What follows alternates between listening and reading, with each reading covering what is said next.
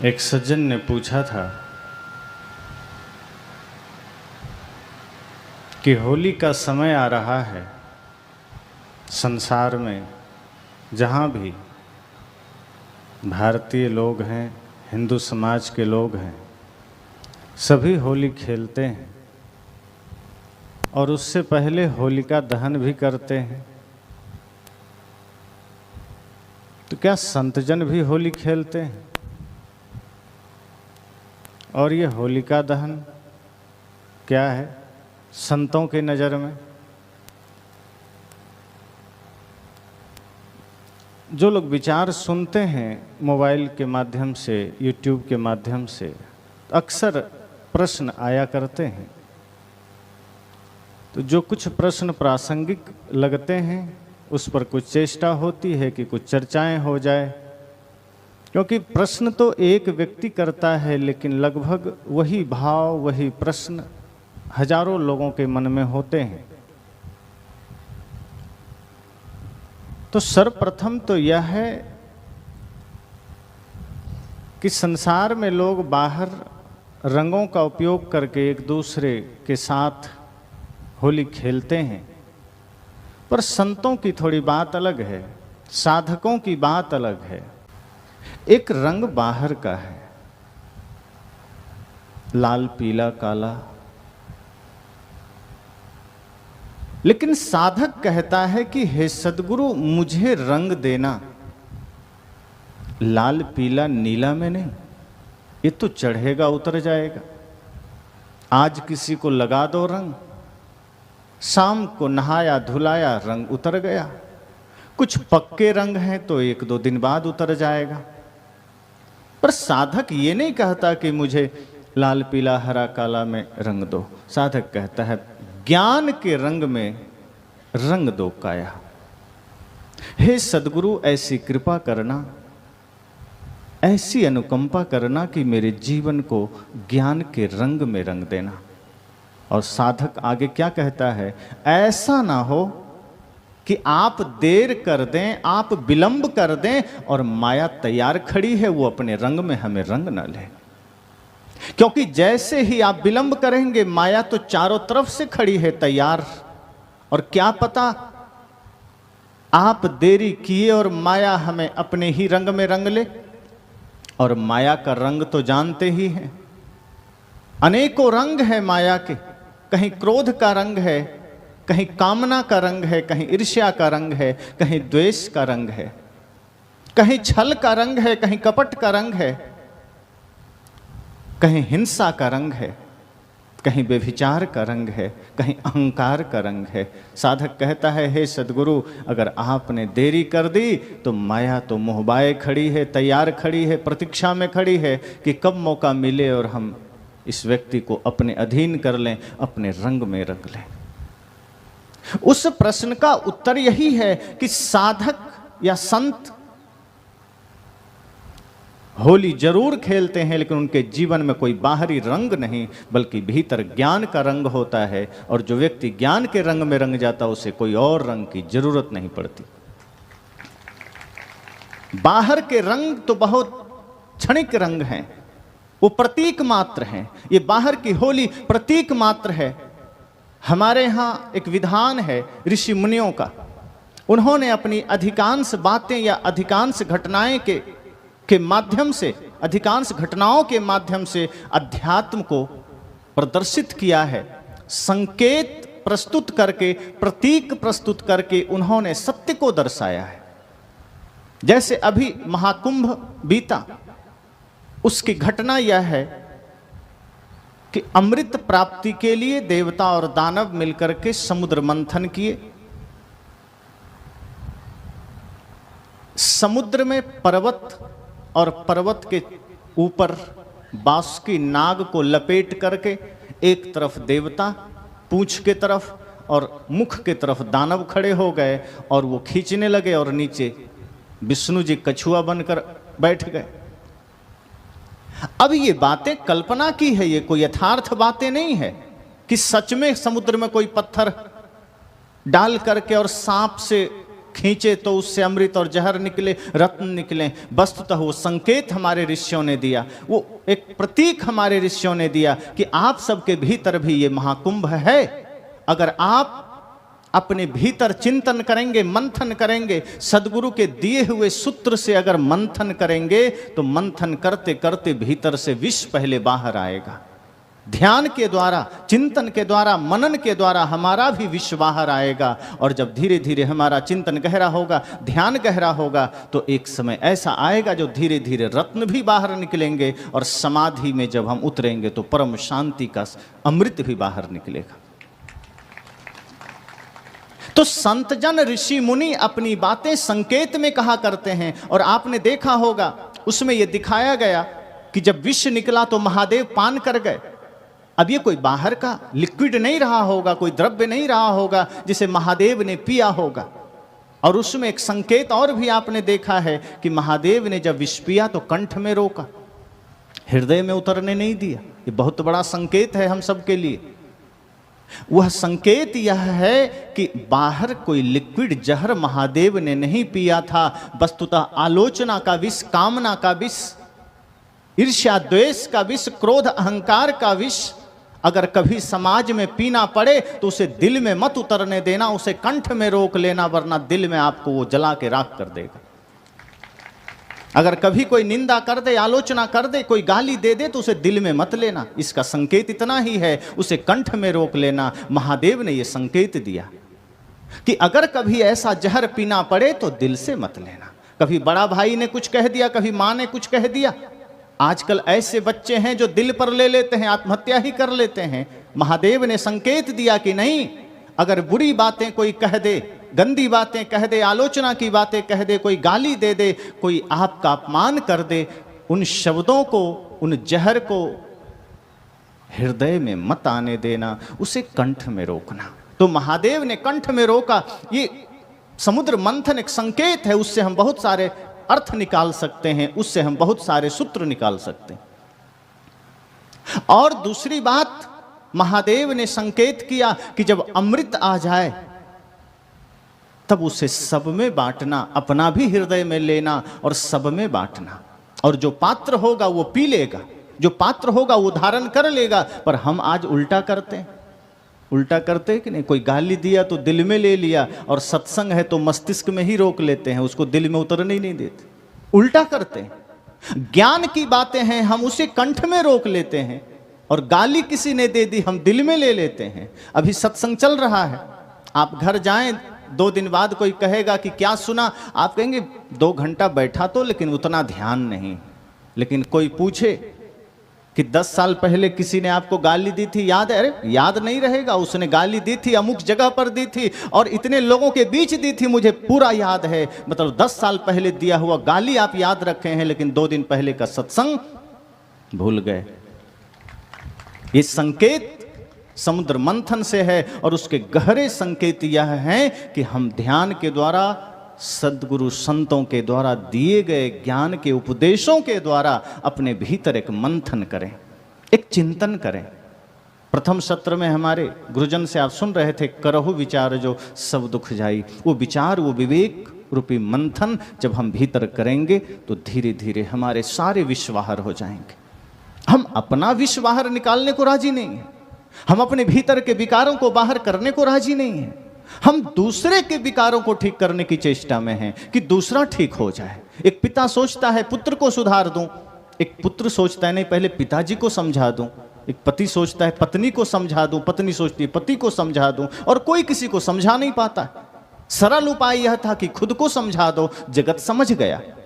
हम अपने को समझाने को राजी नहीं हैं, हम अपने भीतर के विकारों को निकालने को राजी नहीं। पहली बात तो हमें लगता ही नहीं कि हमारे भीतर विकार है, हमारे भीतर भी बुराई हो सकती है। हमारी दृष्टि ऐसी हो गई कि हम बाहर ही देखते हैं कि नहीं दूसरा ही गलत हो सकता है, हम थोड़े गलत होंगे, दूसरा ही बुरा हो सकता है, दूसरा ही कारण हो सकता है झगड़े का, दूसरा ही कारण हो सकता है विवाद का। हम अपनी ओर दृष्टि करते ही नहीं हैं।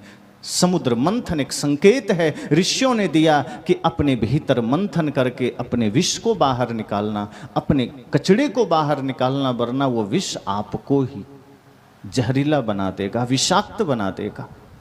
तो हमारे ऋषि मनुष्यों ने, संतों ने बहुत सी बातें संकेत में कही है। इसी तरह ये होली का पर्व संकेत है, प्रतीक है कि बाहर रंगों का उपयोग किया गया, क्योंकि हम साल भर तो वही घृणा, ईर्ष्या, द्वेष के रंग में रंगे होते हैं, नफरत के रंग में रंगे होते हैं।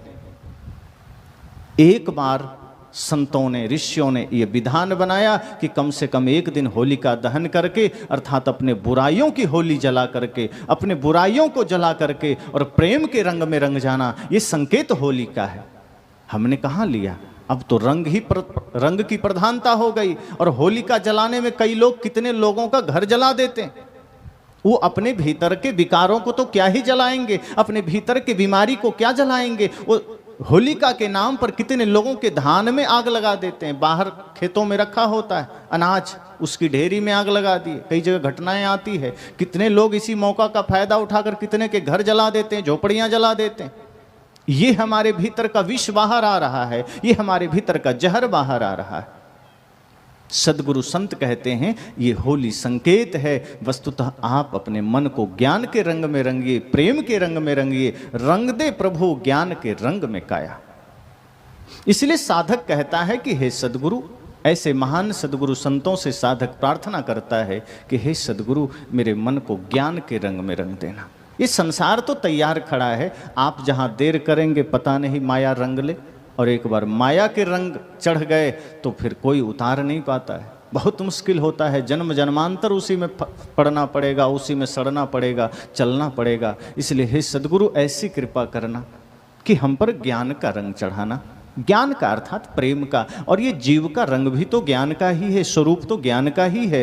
इसलिए साधक कहता है कि मेरे मन पर, मेरे जीवन पर ज्ञान का रंग चढ़ाना। आगे उदाहरण भी दिया गया, कौन सा और किनको किनको वो रंग चढ़ा। जो शबरी पर रंग चढ़ा था, जिस रंग रंगी थी मीरा, सोचो माता शबरी पर भक्ति का रंग चढ़ा था, श्रद्धा का रंग चढ़ा था। साधक कहता है हे सदगुरु, ऐसी कृपा करना कि हमारे जीवन पर भी वो श्रद्धा, वो भक्ति का रंग चढ़ सके। अभी हमारा जीवन बदरंग है, अभी हमारा जीवन न जाने किन खतरनाक विषाक्त रंगों से रंगा है। हम पीड़ा में हैं, दुख में हैं, दर्द में हैं, और उस दर्द से मुक्ति का मार्ग है कि हे सदगुरु, हमारे जीवन पर भक्ति का रंग चढ़ाना। तो जो शबरी पर रंग चढ़ा था, जिस रंग रंगी थी मीरा, मीरा प्रेम के रंग में रंगी थी, भक्ति के रंग में रंगी थी। उदाहरण ऐसा है कि आप उसमें डूब जाएं। मीराबाई के लिए कहा गया कि जब तक वो महलों में थी, जब तक घर में थी, सोना चांदी का खजाना पास में था, रेशमी वस्त्र थे, मखमली वस्त्र थे, दास दासियां थी, तब तक वो दरिद्रता में थी। उन्होंने कहा तक मैं निर्धन हूं। कितनी उल्टी बात है कि जब तक मेरे पास बाहर का धन है, बाहर की दौलत है, महलों में हूं, रेशमी वस्त्र है तन पर, सोने चांदी आभूषण है सामने, दास दासियां हैं, हाथी घोड़े हैं, तब तक मैं निर्धन हूं। लेकिन जैसे ही मीरा ने एक एक भौतिक वस्तुओं का त्याग किया और शरीर पर फकीरी धारण किया, तब उन्होंने कहा, पायो जी मैंने राम रतन धन पायो, वस्तु अमोलिक दी मेरे सत, पा करी अपनायो, पायो जी मैंने राम रतन धन पायो।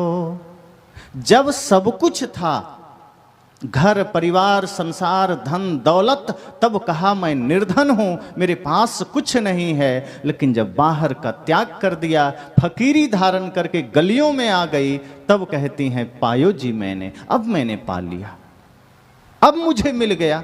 अब सदगुरु ने दे दिया वो ज्ञान, सदगुरु ने दे दी वो संपदा, सदगुरु ने दे दिया वो अमोल धन।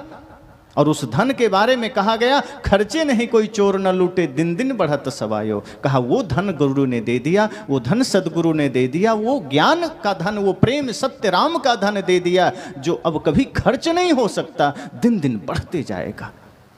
आप प्रेम जितना बांटिए वो विशाल होता जाएगा, ईमानदारी जितना बांटिए वो बढ़ती चली जाएगी, सत्य जितना बांटिए वो विराट होता चला जाएगा। लेकिन बाहर का धन आप बांटिए वो घटता चला जाएगा।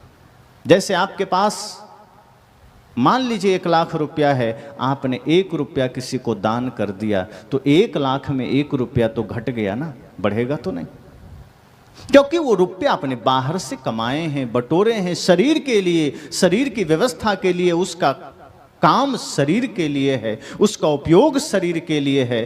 धन का संबंध आत्मा से नहीं शरीर से है। और धन का अगर उपयोग हमने मात्र शरीर के लिए किया तब तो ठीक, उसको हम आत्मा के लिए समर्पित कर देते हैं और आत्मा को धन के लिए समर्पित कर देते हैं, तब समस्या खड़ी हो जाती है। और वहीं पर मीराबाई कहती हैं कि वो बाहर का धन मेरे पास बहुत था, लेकिन भीतर दुख था, भीतर पीड़ा थी, भीतर दरिद्रता थी, भीतर गरीबी थी। लेकिन जैसे ही मैंने उसकी इच्छाओं का त्याग किया, उसकी कामनाओं का त्याग किया, भीतर सदगुरु की कृपा से एक अलौकिक धन का पता मुझे चला, एक राम का नाम का धन का पता चला, ज्ञान का धन का पता चला, भक्ति का धन का पता चला। और वो धन ऐसा है कि खर्चे नहीं, कोई चोर न लूटे। आप ऐसे भी देखिए कि जो वस्तुएं बाहर से लाई जाती हैं वो एक दिन मिट जाती है, छूट जाती है। अब टंकी का ही उदाहरण लीजिए, पानी का। आप टंकी में पानी भर दीजिए, चाहे वो 1000 लीटर की टंकी हो, चाहे 1 लाख लीटर की टंकी हो। अगर उसमें से 1 गिलास पानी निकाल लिए तो वो टंकी में 1 गिलास पानी कम हो गया। लेकिन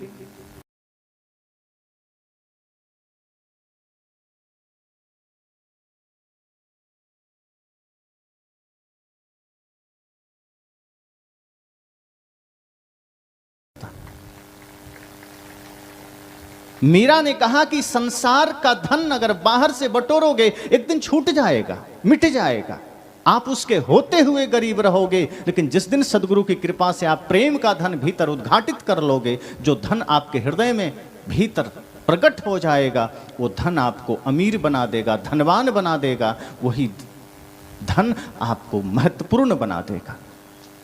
इसलिए मैंने कहा कि आप बाहर जो कुछ भी करेंगे उसका संबंध भीतर से बिल्कुल भी नहीं है, उसका संबंध बाहर की व्यवस्थाओं से है। लेकिन मीराबाई कहती हैं कि मैंने जब तक बाहर दृष्टि रखी तब तक दुख था, जब तक बाहर दृष्टि रखी पीड़ा थी, लेकिन जैसे ही अंतर्दृष्टि हुई और सदगुरु ने मुझे अपने से परिचय करा दिया, मैं कौन हूं ये जान लिया, उस धन का पता मुझे मिल गया जिसे कि सदगुरु कबीर ने भी बीजक में कहा है, आत्म धन जेहि ठौर है बचन कबीर उपदेश।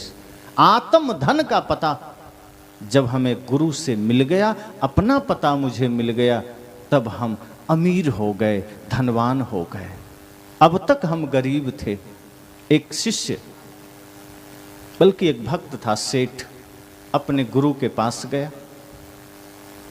एक झोला रुपया भर के, पूरा नोटों का बंडल था, और गुरु के पास ले जाके चरणों में रख दिया। कहा, गुरुजी मैं बड़ा गरीब आदमी हूँ, ये थोड़ा सा भेंट ले आया, मैं बड़ा गरीब आदमी हूँ।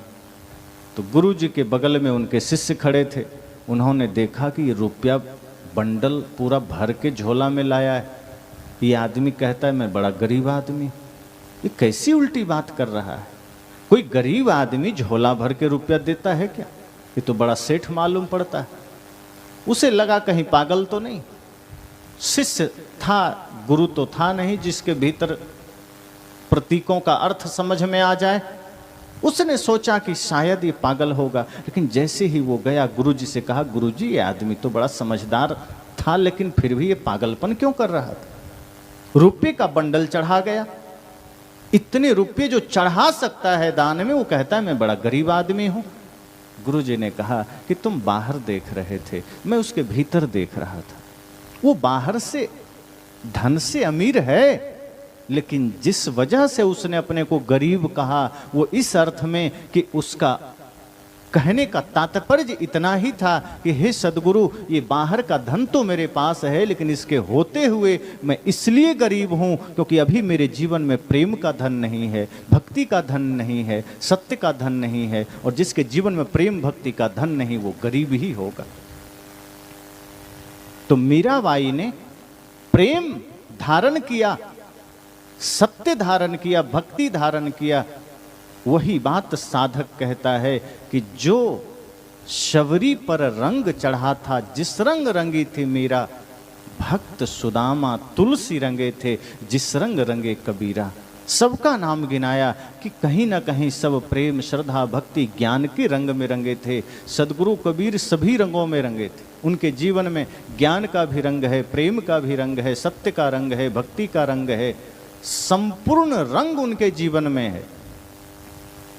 प्रेम का रंग इतना है, हम भले ही कहीं भी कोई प्रतीक देखें, लेकिन जितनी चर्चाएं, जितनी बातें सदगुरु कबीर ने प्रेम पर कही, शायद ही किसी ने कहा हो, और जितनी गहराई से कही, उतना स्पष्ट, उतना साफ, उतना क्लियर किसी ने प्रेम पर बातें नहीं की। कल ही आपने सुना कि पोथी पढ़े पढ़े जगमुआ पंडित भयाना कोई। सदगुरु कबीर से किसी ने बात की कि पंडित कौन है? साहब जी सीधी बात करते थे। वे कहे कि तुम्हारे नज़र में जो पोथी पढ़े, तुम्हारी नज़र में जो पन्ने उल्टाए शास्त्र पढ़े, वो पंडित है। और आज तथाकथित कुछ पुरोहित ये उत्तर भी देते हैं कि जो वेद पढ़ता है, जो शास्त्र पढ़ता है, जो जनेऊ धारण करता है, वो पंडित है। सदगुरु कबीर ने कहा ये सब छोटी मोटी बातें हैं, सच तो ये है कि ढाई आखर प्रेम का पढ़े सो पंडित हो। जिसने प्रेम को जाना है, प्रेम को पढ़ा है, वही पंडित हो सकता है। ये बात सदगुरु कबीर ने कही। और सदगुरु कबीर ने यह भी कहा कि जब मैं था तब हरि नहीं, अब हरि है मैं नाय, प्रेम गलियती सांकरी जामे दो न समाए। ये कितनी बड़ी बात साहब ने चुटकी में कह दी। तो प्रेम पर भी, ज्ञान पर भी, भक्ति पर भी सदगुरु कबीर ने कहा। इसलिए साधक कहता है कि हे सदगुरु, मुझे ऐसे महापुरुषों की भांति अपने रंग में रंग लेना, अपने ज्ञान के रंग में रंग लेना, क्योंकि ये संसार बड़ा विचित्र है। थोड़ी सी असावधानी हुई कि माया अपने रंग में रंग लेगी और रंग ही रही है। हम थोड़ा सा सावधान होते हैं, दीक्षा भी ले लिए गुरु से, माला भी ले लिए, और थोड़ी असावधानी आई कि जीवन में माया का रंग चढ़ जाता है, क्रोध का, हिंसा का रंग चढ़ जाता है। कितने ऐसे लोग हैं जो गुरु से माला दीक्षा ले लिए फिर भी भाई से बंटवारा ले लेते हैं। कैसे? क्योंकि वो माया का रंग चढ़ा है। कितने ऐसे लोग हैं माला लिए हैं और तंबाकू भी रगड़ रहे हैं। क्यों? क्योंकि हम माया का रंग चढ़ा है, वो आदतों के हम गुलाम हो गए, नशा कर रहे हैं। कितने ऐसे लोग हैं हाथ में माला फेर रहे हैं और मुख से गाली दे रहे हैं। कितने ऐसे लोग जो गुरु से नामदान ले लिए, गुरु का मंत्र प्राप्त कर लिए, सुबह उठे राम राम राम राम या जो भी गुरु ने मंत्र दिया कर रहा है, और जैसे ही पूजा संपन्न हुई, पूजा खत्म हुई, बाहर गया, बेटे को, भाई को, माँ को गाली दे के आ गया। अभी जिस मुख से राम राम कर रहा था उसी मुख से गाली आ गई। सोचो भीतर क्या है? जो भीतर है वही निकल गया, जो बनावटी था वो तो बाहर बाहर चल रहा था। असल में एक चीज और ध्यान देना कि जो स्वाभाविक आपके भीतर होगा, जो धन आपके भीतर होगा, जो संपदा आपने इकट्ठी की होगी, हर परिस्थिति में वही बाहर आएगा। बाकी जो सत्य या जो धर्म है, जो सद्गुण है, वो बड़ी मुश्किल से बाहर आएगा। जैसे किसी ने जैसे ही आपका अपमान किया, कभी आप सबने अनुभव किया होगा, किसी ने आपका अपमान कर दिया या किसी ने आपको गाली दे दी, उस वक्त स्वाभाविक आपके भीतर से क्या निकलता है? किसी ने गाली दे दी तो स्वाभाविक आपके भीतर से भी गाली ही निकलेगी, प्रेम नहीं निकलेगा। प्रेम के लिए सोचना पड़ता है, प्रेम के लिए मेहनत करनी पड़ती है, मीठा बोलने के लिए सोचना पड़ता है, सत्य बोलने के लिए सोचना पड़ता है। लेकिन झूठ बोलने के लिए, गाली देने के लिए, क्रोध करने के लिए आपको सोचना नहीं पड़ता। सामने से किसी ने गाली दी, अब भीतर से गाली निकल गई, फिर आप सोचते ओह मुझे नहीं देना था गाली, बेहोशी में थे, गाली निकल गई। आपने क्रोध किया, सामने वाले ने क्रोध किया, तुरंत बात बराबर हो गई, या सामने वाले ने क्रोध किया, आपने क्रोध किया। कई बार आप सोचते हैं मैं तो चाहता नहीं था क्रोध करना, पता नहीं कैसे हो गए। लोग कहते हैं मैं तो चाहता नहीं था गाली देना, मैं तो चाहता नहीं था बुरा बोलना, मैं तो चाहता नहीं था गुस्सा करना, पता नहीं कैसे हो गया। मतलब स्वाभाविक तो गाली ही निकली ना, स्वाभाविक तो प्रेम नहीं निकला। मतलब भीतर हमने क्या संजो के रखा है, भीतर हमारे हृदय में क्या इकट्ठा है, जो इकट्ठा है वही स्वाभाविक निकलेगा। और जो स्वाभाविक निकलेगा, समझना कि अभी उसे मिटाना है। अगर वो गाली है तो, अगर वो बुरे विचार हैं तो, अगर वो गंदे विचार हैं उसे मिटाना है। और जिस दिन स्वाभाविक प्रेम निकल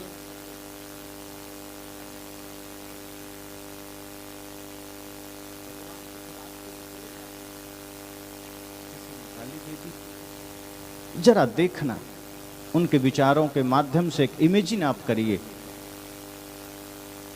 कि भगवान बुद्ध को किसी ने गाली दी, किसी ने बड़ा बुरा बर्ताव किया और उनके चेहरे पर थोड़ी सी भी सिकन नहीं आई, बदले में मीठे वचन निकले। इतना निर्मल उनका हृदय है, इतना पावन, इतना करुणा से भरा उनका चित्त है कि सामने से कोई गाली दे तो भी अब हलचल नहीं होता, कोई उद्वेग नहीं होता। वो जिस स्थिति में है, जिस भावना में है, वो उसी में है। सामने से चाहे कोई आलोचना का पत्थर मारे, चाहे कोई गाली का दे, चाहे कोई निंदा का दे, बुद्ध के भीतर से वही शांति के शब्द बाहर आते हैं। गाली देने वाला भी सिर झुका देता है कि सामने कौन आ गया। तो जो स्वाभाविक है वही तो बाहर निकला। हमारे भीतर क्या स्वाभाविक है? आपके बच्चे थोड़ा ज्यादा बदमाशी करने लगे, आप तुरंत गाली निकाल देते हैं। भाई ने तो कुछ कर दिया ऊंच नीच, तुरंत गाली निकल गई। पत्नी से कुछ भूल हो गई, तुरंत गाली निकल गई। पिताजी से कुछ हो गया, तुरंत हम क्रोध में आ गए। मतलब बाकी सत्य, अहिंसा, प्रेम, करुणा सिर्फ बाहर चादर की भांति हम रखे हुए। ये भक्ति हमने सिर्फ पर्दे टांग रखे हैं ताकि बाहर से दिखे कि हाँ ये पर्दा बढ़िया है, सत्संग का पर्दा है, ध्यान का पर्दा है, भक्ति का पर्दा है। पर जैसे ही पर्दा हटा तो भीतर कचरा मौजूद था। संत कहते हैं कि जो भीतर स्वाभाविक है वही बाहर निकलता है जल्दी में। और यही तो समस्या है जीवन की कि हमने वही धन संजो के रखा है, कचड़े को। हमने नफरत को ही हृदय में रखा है, हमने घृणा को रखा है। इसलिए तो नफरत होती है। कोई सफल हो गया, उससे नफरत हो गई। कोई आगे बढ़ रहा है, हमें उससे घृणा हो गई। किसी का पुत्र कोई बढ़िया सा उच्च स्तरीय परीक्षा पास कर लिया, हमें दुख हो जाता है। अगर हम पड़ोसी हैं और पड़ोस में किसी ने हमसे बढ़िया घर बना लिया, हमें बुखार आ जाता है। कैसे बना लिया? धन तो मेरे पास जाता है। क्या है? आप सत्संग सुनते हैं, भजन करते हैं, गुरु से माला लिए, लेकिन वो माला बाहर बाहर चल रहा है, वो भजन बाहर बाहर चल रहा है। भीतर परिवर्तन नहीं आया, भीतर जागरण नहीं आया, भीतर होश नहीं जगा। सदगुरु से प्रार्थना करता है साधक कि प्रभु कृपा करना, गुरुदेव कृपा करना। ये माया तैयार खड़ी है, ये कभी आलोचना के रूप में, कभी निंदा के रूप में, कभी शिकायत के रूप में, ये ना जाने कब किसके लिए खड़ी हो जाए। और ऐसा नहीं है कि आपका ये व्यवहार किसी दूसरे के लिए होता है, अपनों के लिए ही होता है। दूसरे से तो कभी कभी सामना होता है, ज़्यादातर समय तो अपने परिवार में ही बीतता है। ज़्यादातर विवाद तो परिवार में ही होते हैं।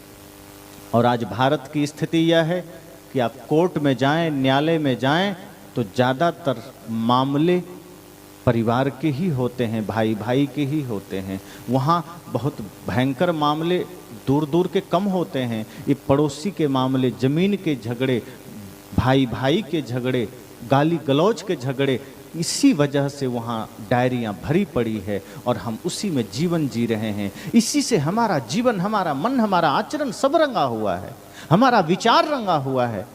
साधक कहता है प्रभु आप अगर देरी करेंगे तो ये संसार भयंकर है। कब हमें किस रूप में रंग ले कोई नहीं जानता। और हम फिर आलोचना में कब पड़ जाएं, कब निंदा में पड़ जाएं, कब घृणा में पड़ जाएं, कब ईर्ष्या में पड़ जाएं, पता ही नहीं चलता। कई बार ईर्ष्या करते करते, घृणा करते करते हमें होश भी नहीं रहता कि हम गलत कर रहे हैं, गलत सोच रहे हैं, गलत बोल रहे हैं, और बाद में पता चलता है। तो साधक कहता है प्रभु जो रंग इन महापुरुषों पर चढ़ा, वो रंग, वो ज्ञान का, वो प्रेम का, वो भक्ति का, वो सत्य का रंग हम पर भी चढ़ाना। आगे साधक कहता है काले पीले रंगों का है मेला ये जग सारा। कहा सदगुरु से प्रार्थना साधक का है कि हे सदगुरु यह पूरा जगत काले पीले नीले रंगों का मेला है। लेकिन ये रंग तो बड़े साधारण रंग हैं, ये रंग तो बड़े छोटे क्षुद्र रंग हैं, लेकिन आपका जो ज्ञान का रंग है वो सबसे निराला है, वो सबसे अलौकिक है, अद्भुत है। संसार में आप कहीं भी जाइए तो सब कुछ आपको मिल जाएगा। ना जाने किस रूप में आप जगत में जो कुछ भी खोजना चाहें ना चाहें, आपको चारों ओर, आपके चारों ओर सब जगह इसी से तुरंत फेंक देंगे झटके के साथ कि पूछने जाएंगे कि पहले पूछें सरपंच साहब से कि सांप गोद में गिरा है, फेंकें कि नहीं। कितने लोग पूछने को राजी हैं? आप एक बार में झटका देके बचना चाहेंगे कि सांप है पता नहीं काट लेगा। जिस दिन क्रोध को सांप समझ लेंगे किसी से पूछने भी नहीं जाएंगे। जिस दिन लोभ को आपने जहर समझ लिया, विष समझ लिया, जिस दिन लगेगा कि ये काम क्रोध लोभ मोह सांप की भांति है, मुझे डस लेंगे और मेरी आध्यात्मिक हत्या कर देंगे, उस दिन आप उसे खुद फेंक देंगे, पूछने भी नहीं जाएंगे। अभी पूछने जा रहे हैं मतलब पूरा भरोसा नहीं कि आप उसे जहर समझ रहे हैं। जैसे आप चाय पीते हैं ना, आप चाय पी रहे हैं लेकिन पहला घूंट से पहले पड़ोस में कोई खड़ा हो और कह दे कि इसमें कहीं जहर तो नहीं मिला है, आप कप सहित फेंक देंगे। हालांकि वो ऑलरेडी पहले से जहर है लेकिन आप पी रहे हैं, लेकिन कोई कह दे कि इसमें वास्तव में वो जहर है जो क्षण भर में प्राण ले सकता है, कितना भी कीमती चाय हो, पैसे देकर आपने लिया है, आप कप सहित फेंक देंगे। मतलब क्या कि जब पता ही चल गया कि वो जहर है तो कौन पिएगा भाई। सदगुरु कहते हैं कि आप क्रोध भी छोड़ सकते हो, अहंकार भी छोड़ सकते हो, पता तो आपको हो कि ये सच में विष है, अभी तो आप परिवार मानकर जी रहे हैं। श्री कृष्ण ने अर्जुन से यही तो कहा था कि ये दुर्योधन, ये कर्ण, ये जितने भी कौरव की सेना है, दुशासन, धृतराष्ट्र, ये सब तुम्हारा दुश्मन है। तुम इसे परिवार मान रहे हो, ये तुम्हारा दुश्मन है। और कोई बाहर का दुशासन नहीं था, वहां कोई बाहर का दुर्योधन भी नहीं था। श्री कृष्ण ने कहा कि तुम्हारे भीतर जो ये अहंकार का दुर्योधन है, तुम इसे अपना परिवार न समझना। तुम्हारे भीतर जो दुराचार का दुशासन है, इसे अपना परिवार न समझना। तुम्हारे भीतर जो वासना का धृतराष्ट्र है, उसे अपना परिवार न समझना। तुम्हारे भीतर जो कुंठा का कर्ण है, उसे अपना परिवार न समझना। ये तुम परिवार समझ करके इससे तुम साठगांठ कर रखे हो, और ये क्रोध, ये अहंकार, ये दुराचार, ये कुंठा तुम्हें कुंठित करते चली जा रही है, तुम्हें पीड़ित करते चली जा रही है। इसलिए अर्जुन जाग जाओ, ये काम क्रोध लोभ मोह की सेना है, और इस पर जब तक तुम ज्ञान का अस्त्र उठा करके इसका संहार नहीं कर देते, तब तक भीतर शांति जागृत नहीं हो सकती। इसलिए अगर शांति रूपी द्रौपदी को सम्मानित करना है अपने हृदय में, तो ये अहंकार की सेना जो है खड़ी, इसे मिटाना पड़ेगा। इसी तरह संत कहते हैं, जिस दिन आप अपने विकारों को अपना जहर, अपना शत्रु समझ लेंगे, उस दिन उसे मिटा देंगे। अभी हम उसे परिवार समझते हैं कि मेरा ही है। अहंकार को हम पोषित करते हैं, अपनी कामनाओं को हम पोषित करते हैं, वो छूटेगा कैसे? छोड़ना है तो पहले विरक्ति भाव तो चाहिए, वैराग्य भाव तो चाहिए, उसमें दोष दर्शन तो चाहिए। और दोष है इसलिए दोष दर्शन करना है, झूठे नहीं करना। क्रोध सच में बुरा है। तो साधक कहता है, हे सदगुरु, इस संसार में बड़ा विचित्र रंग है, अगर आप कृपा नहीं किए तो ये भयंकर जितने भी पाप के रंग हैं वो हमें दबोच लेंगे, पर मुझे उस रंग में नहीं रंगना। हम जन्म जन्मांतर से न जाने कितने भयंकर रंगों में रंगते आए। आज ये कोई पहला जन्म थोड़े है, न जाने अनादि काल से इस धरती पर हम कितने रंग में रंग रहे हैं, कितने जन्म में आकर के किन किन रंगों में रंग रहे हैं, और आज भी उसी काम के रंग में, उसी छल के रंग में, उसी क्रोध के रंग में। तो मनुष्य जीवन पाने का सार्थकता क्या हुई, महत्व क्या हुआ? फिर तो गोस्वामी जी की बात झूठ हो गई, साधन धाम मोक्ष कर द्वारा। वे कहते हैं मनुष्य जीवन साधन धाम है, किसका? मोक्ष का। मोक्ष तक जाना है, सत्य के शिखर पर जाना है, मुक्ति पाना है। फिर तो ये शरीर को हमने वही छल में लगा दिया, क्रोध में लगा दिया, तो ये साधन धाम कैसे बनेगा? मोक्ष का द्वार कैसे बनेगा? ये शरीर हमारा मोक्ष का द्वार है, अगर इसे हमने नरक का द्वार बना दिया तो फिर जन्म जन्मांतर तक भटकते रहेंगे। अवसर बहुत भलो मेरे भाई, सदगुरु कबीर ने कहा है, बहुत भला अवसर मिला है। इसलिए हमें बेहोश नहीं होना, होश में रहना है। और जो व्यक्ति होश में जिएगा वो समझ जाएगा कि इसी जन्म में हमें ज्ञान के रंग में रंगना है, प्रेम के रंग में रंगना है। साधक अंत में कहता है, हम क्या जाने भक्ति रंग में मन कैसे रंग पाएं। हे सदगुरु, मैं नहीं जानता कि मन को कैसे रंगे, भक्ति के रंग में, ज्ञान के रंग में, प्रेम के रंग में, क्योंकि हमारे तो चारों ओर माया खड़ी है। थोड़ा सा भी हिलडुल करते हैं माया दबोच लेती। और माया का कोई एक रूप थोड़े है। और हम किसे माया कहेंगे? धन को, सिर्फ पद को, घर को, मकान को नहीं। गो गोचर लग जहमन जाई, सो सब माया जाने ओ भाई। अपने से भिन्न जो कुछ भी इस धरा पर है, जो आपके कर्मेंद्रियां और ज्ञानेंद्रियों के स्पर्श या अनुभव में आ रहा है, वो सब माया है। आंखों से जो कुछ भी देख सकते हैं वो सब माया है। कान से जो कुछ भी सुन सकते हैं वो सब माया है। नाक से जिसका भी गंध आप ले सकते हैं वो सब माया है। मुख से जो भी चखते हैं, जो शब्द बोलते हैं, सब माया है। इन सभी चीजों से साधक कहता है, हे सदगुरु, मैं बड़ा कमजोर हूं, ये बड़ा प्रबल है माया, इससे मुक्त होना है। क्योंकि माया के गिरफ्त में हम हैं। और माया जब हमें अपने गिरफ्त में ले ली, अर्थात माया मन को गिरफ्त में करती है, आत्मा को नहीं। आत्मा तो मन का दास है ही, बना हुआ पहले से। तो माया है चालाक, वो जानती है कि हमें आत्मा से कुछ बात करने की जरूरत नहीं है। आत्मा का मैनेजर है मन, और अभी वर्तमान में मैनेजर मालिक बना हुआ है। मालिक को ही अपने अधीन कर लेना है, आत्मा ऐसे ही दौड़ती रहेगी। तो माया है चालाक, हमारे ही मैनेजर को अपना शक्ति दे करके और हमारी ही शक्ति हमारे खिलाफ करके आत्मा को परेशान करती है माया। आत्मा को परेशान करने में माया को बड़ा मजा आता है। इसलिए तो साहब ने कहा, कबीर मन तो एक है, भावे तहां लगाओ। भावे गुरु की भक्ति करो, भावे विषय कमाओ। ये मन एक ही है, माया के अधीन चला गया तो यही हमारा दुश्मन बन गया। और जैसे ही सदगुरु संतों की कृपा से ध्यान के द्वारा, आत्मचिंतन के द्वारा हम धीरे धीरे मन को अपने अधीन करते हैं, यही मन हमारे सहायक बन जाता है, यही मन हमारा सहयोगी बन जाता है। तो साधक कहता है, हे सदगुरु, माया बड़ा प्रबल है और हमारे मन को भी गुलाम कर लिया है, मन को भी अधीन कर लिया है। हम कैसे रंगे भक्ति के रंग में?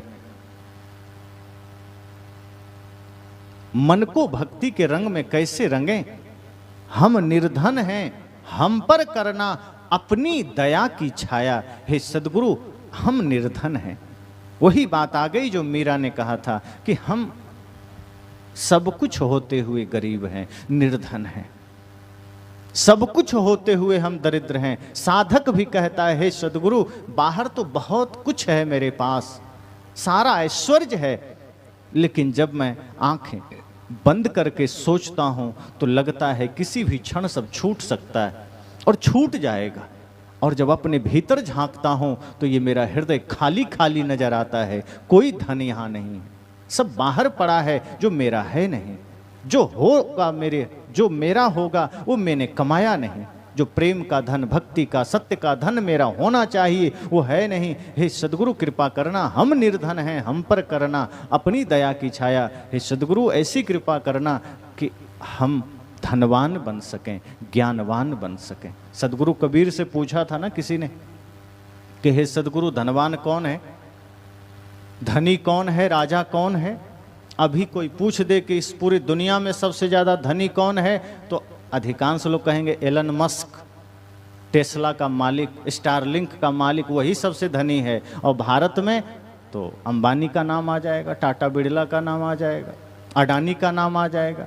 पर सदगुरु कबीर से पूछा था, तो सदगुरु कबीर से जब किसी ने पूछा तो सदगुरु कबीर किसी सेठ का नाम नहीं लेते हैं, किसी राजा का नाम नहीं लेते हैं, बल्कि लोगों ने कहा भी कि हे सदगुरु, मेरे नज़र में तो कोई राजा है, बड़ा धनी आदमी, ये बहुत सारे सेठ नगर में हैं, बड़े धनी आदमी हैं। साहब ने कहा, जिन्हें तुम धनी कहते हो वो धरती का सबसे नंबर 1 भिखारी होगा। लोगों ने कहा कैसे? कहा देखना कभी उन्हें मंदिर में। मंदिर जब जाते हैं बड़े बड़े धनपति सेठ, तो मंदिर में जाकर के भगवान से कहते हैं, प्रभु कृपा करना एक फैक्ट्री और लग जाए, अब जो मांग रहा है उसे तुम धनवान कहते हो। मांगने वाला कभी धनपति नहीं होता, वो भिखारी होता है। देने वाला धनपति होता है, जिसने देना जाना है। और तुम उन्हें धनपति कह रहे हो जो क्षण क्षण मांग रहा है। अब तुमसे नहीं मांगता, मंदिर में भगवान से मांगता है, हे हनुमान जी कृपा करना, हे राम जी कृपा करना, हे शिव जी कृपा करना, और धन बढ़ जाए, और नंबर 1 हो जाऊं, और संपदा बढ़ जाए। साहब कहते हैं वो नंबर 1 का भिखारी है। और जिसे तुम भिखारी कहते हो वास्तव में भिखारी है ही नहीं। अब बेचारा मंदिर के बाहर बैठ के कोई 2-4 रुपया मांग रहा है, हम उसे भिखारी कह देते हैं। वो भिखारी थोड़े है, वो लाचार है, असहाय है, पेट भरने के लिए मांग रहा है। सदगुरु कहते हैं जो पेट भरने के लिए मांगे वो भिखारी नहीं, जो पेटी भरने के लिए मांगे वो भिखारी है। तो वो भिखारी है। सदगुरु कबीर कहते हैं कि मैं उसे धनवान कहता हूं, किसे? चाह गई चिंता मिटी मनुआ बेपरवाह, जिनको कुछ नहीं चाहिए वो ही साहंसा। साहब ने कहा जिसकी चाह मिट गई, मांग मिट गई, चिंता मिट गई, मन निश्चिंत हो गया, और जिसको कुछ भी नहीं चाहिए वही साहंसा है, वही सम्राट है। तो जो लोग गए थे उन्होंने कहा हम तो फिर गरीब आदमी है, कुछ दे ही नहीं सकते। आप कहते हैं जो देना जानता है वो सम्राट है, तो हम क्या दे सकते हैं? साहब ने कहा फिर तुम्हारी दृष्टि बाहर की है। अरे मैंने धन को ही देना है। कब कहा कि धन ही देना है? मैंने तो सिर्फ इतना कहा देना है। अब तुमने धन से अर्थ निकाल लिया। ठीक है, आपके पास धन का साधन है, धन की व्यवस्था है, धन से भी सेवा करो, लेकिन श्रेष्ठ सेवा सिर्फ धन का देना नहीं है। कहा तो फिर? कहा तुम किसी को मीठे वचन भी तो दे सकते हो, तुम प्रेम भी तो दे सकते हो, तुम ईमानदारी भी तो दे सकते हो, सत्य वचन भी तो दे सकते हो। कहा हाँ, तो इसे देने में कौन सा पैसा लगता है, ये तो दे दो। और जो प्रेम देना जान गया वो हो गया धनवान, हो गया दाता। साहब ने कहा इसलिए साधन 3 हैं, तन है, मन है, वचन है। अब इससे तुम किस तरह सेवा करते हो समाज का, वो तुम पर निर्भर है। क्योंकि धन से तो अक्सर हम कर देते हैं, थोड़ा थोड़ा तन से भी कर देते हैं। तन से कर दिए, धन से कर दिए, पर मन से, वचन से हम उससे नहीं कर पाते। उससे हम झुंझला जाते हैं, चिड़चिड़ा जाते हैं। अब कहीं ऑर्केस्ट्रा का कार्यक्रम हो, नाच नौटंकी का कार्यक्रम हो, और कोई आपसे चंदा ना मांगे तो खुद खुजली होती है, हमसे नहीं लिया। अरे 5,000 हमसे ही ले लो, 10,000 ले लो, बढ़िया कराओ, अच्छा लाना नाचने वाले को। लेकिन कहीं सत्संग करने वाले पहुंच गए द्वार पर तो बुखार चढ़ जाता है कि पता नहीं कितना देना पड़ेगा। अब चुपके से किसी को भेजेंगे कि जाओ 500-100 रुपये लिखा दो, हो गया। तो जब सत्य के लिए देना हो, धर्म के लिए देना हो, पुण्य प्रताप के लिए देना हो, तो हमारा मन कहता है देने को नहीं। लेकिन जहां नरक मचाना है, जहां गंदगी मचाना है, तो मन आगे आगे कूदता है कि नहीं 5,000 में भी नहीं बनेगा, घटेगा तो और ले जाना। तो यही तो मन का खेल है, यही तो समस्या है। सदगुरु कहते हैं इसी से बचना है। और मन को निर्मल करना तो मन से भी देना होगा, वचन से भी देना होगा, तन से भी देना होगा। अगर धन साधन है, बल आपके पास है, तन से आप बल भी दे सकते हैं, धन भी दे सकते हैं। और एक बात सदैव ध्यान रखिए कि आपके पास अगर धन है तो धन को भी धर्म का साधन बनाना, बल है तो बल को भी धर्म का साधन बनाना। ऐसा नहीं कि धन आपका धर्म का कारण बन जाए, ऐसा नहीं कि बल किसी असहाय के सताने के काम आ जाए, कि वचन किसी को परेशान करने के काम आ जाएं। तो इसलिए सदगुरु संतों की नज़र में जब हमारा जीवन प्रेम के रंग से रंग जाए, हमारा मन ज्ञान के रंग से रंग जाए, तो इससे श्रेष्ठ कोई होली है ही नहीं। यही सर्वोपरि होली है। और जिसने अपने जीवन को प्रेम भक्ति सत्य के रंग में रंगा, वो रंग कभी उतरेगा नहीं। ये होली जन्म जन्मांतर तक चलती रहेगी। तो ऐसे सदगुरु संतों के चरणों में संकल्प लेकर जाना कि इस बार भी हमें इस बार अगर होली खेलना है तो बाहर के प्रतीक तो जो हों सो हों, लेकिन ये ज्ञान की होली, प्रेम की होली, सत्य की होली, भक्ति की होली खेलनी है। जो रंग हमारे जीवन में चढ़ा तो कभी कोई उतार नहीं पाएगा। और यही रंग आपको अपने आप में मिला देगा, परम शांति का सागर में आपको स्थापित कर देगा। तो ये ज्ञान का रंग, श्रेष्ठ होली है। इसी मंगल कामना के साथ वाणी को विराम।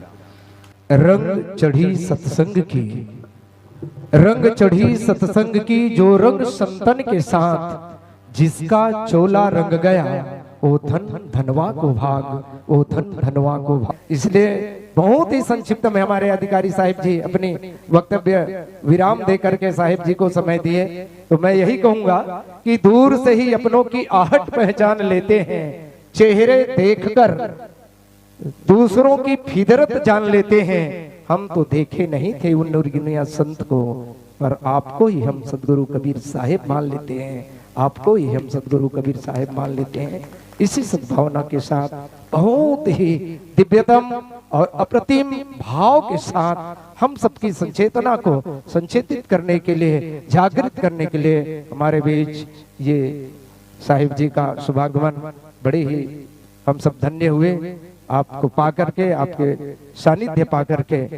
निश्चित ही मैं तो यही कहूंगा कि हम आप जैसे संतों के सानिध्य में आकर के वो राम रंग में रंग जाते हैं, जो राम रंग सचमुच में जीवन पर्यंत बना रहता है। और एक भजन से कुछ बातें स्पष्ट होगी, उसके बाद हम विस्तृत चर्चा करेंगे। रंग दे प्रभु ज्ञान के रंग में काया, रंग ना ले इस पापी मन को, अपने रंग में माया। रंग दे प्रभु ज्ञान के रंग में काया, जो शबरी पर रंग चढ़ा था, जिस रंग रंगी थी मीरा, भक्त सुदामा तुलसी रंगे थे, जिस रंग रंगे कबीरा। हम पर भी वो रंग चढ़ा दे, हम पर भी वो रंग चढ़ा दे।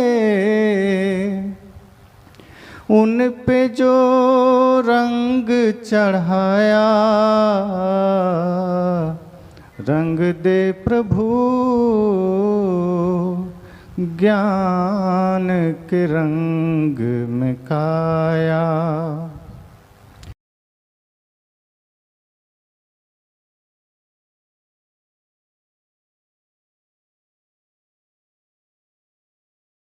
सभी रंगों से तेरा रंग है न्यारा,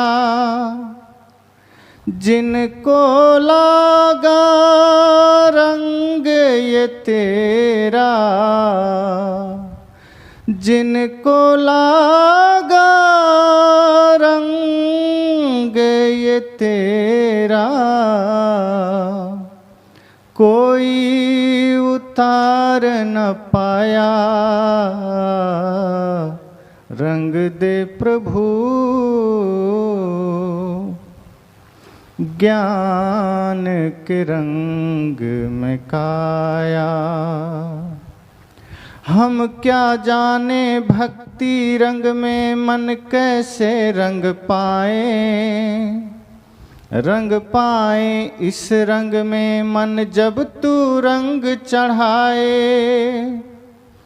हम निर्धन है हम पर करना, हम निर्धन है हम पर करना। अपनी दया की छाया, रंग दे प्रभु ज्ञान के रंग में काया।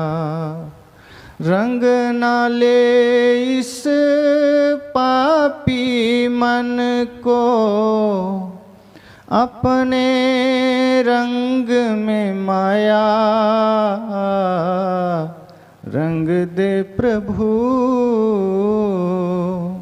ज्ञान के रंग में काया।